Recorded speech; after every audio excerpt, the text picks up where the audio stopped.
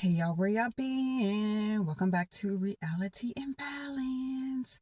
So listen, next, okay? Early childhood development have created a predetermined script as the scapegoat. So the scapegoat survives by absorbing the dysfunction of the entire family. Their role in a dysfunctional family requires a distraction from its core issues, whether it be an abusive parent, right? Addiction or deep emotional neglect. So this is where the scapegoat becomes the shadow for the entire family so they can absorb the dysfunction of the family system. So there are four key concepts that will be easily recognized in adults as being the scapegoat. Number one, the truth teller. Okay, the truth teller is often highly perceptive. Okay, they have the bird's eye view. They are the only ones who have always spoke up about their truth, right?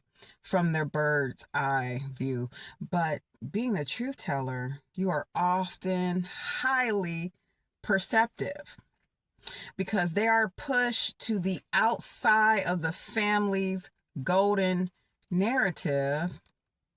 They see the dysfunction clearly. They're not afraid to speak up. They're not afraid to speak out about their truth. Therefore, they're going to talk about it. All right. Usually the one who calls out everything. You know how it is when people don't like for you to call out, some shadowy figures, right? They're like, why are you talking about that still? Why can't you go along? Why can't you move on? Why you keep going back there? Or why you got to go there? You know what I'm saying? So the scapegoat is known to be the truth teller.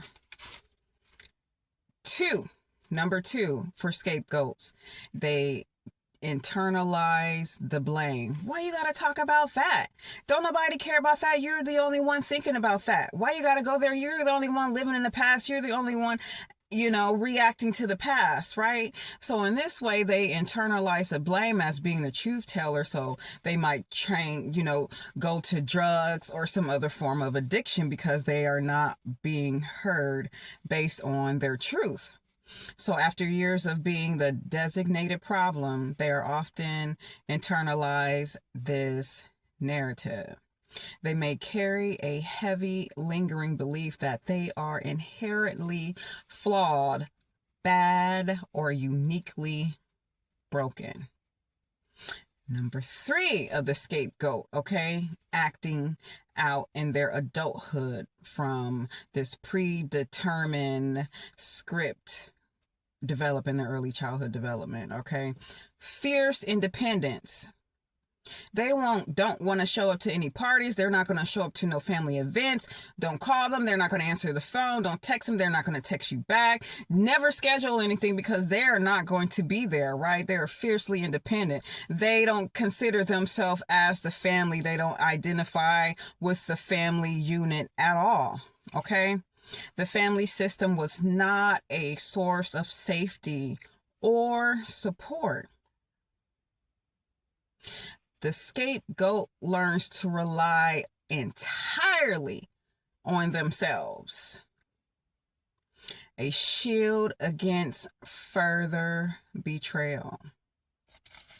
Okay, so the final key characteristic that are attached to scapegoats, okay, that shows up in their adulthood is that they are the champions of the underdog.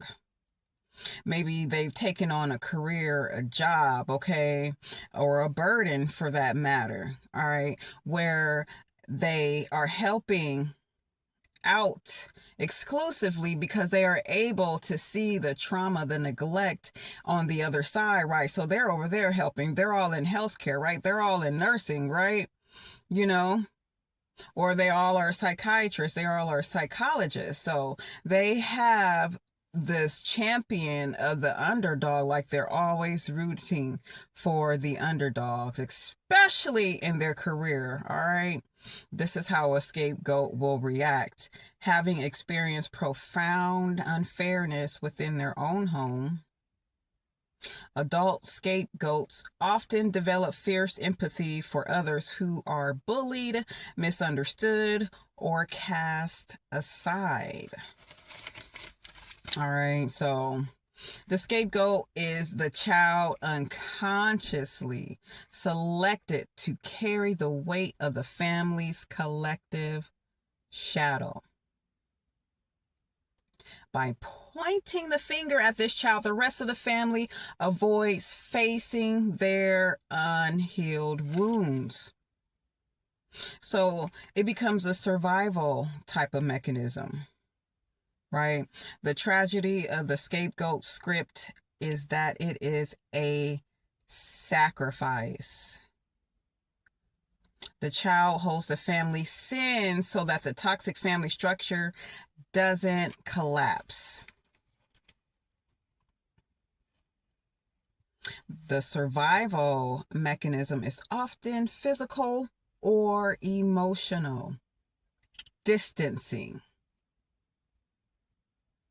are most likely the ones to cut ties, set firm boundaries later in life because the pain or sting is too great. Okay? So that was the outline of the scapegoat. That is the predetermined script from trauma developed in early childhood development with its 4 key characteristics. Alrighty. 4 key adult characteristics that shows up. So the whole point and premise of this all is when you drop the heavy narrative that you are the problem, you make space to redefine your reality.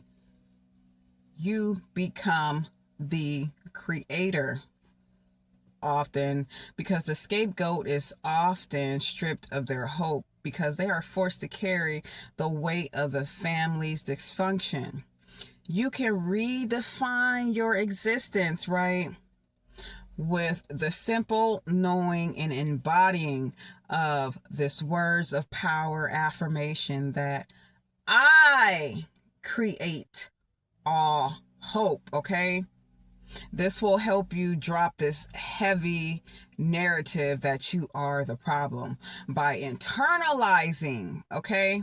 And redefining your reality that you create all hope. All right. Talk to you later.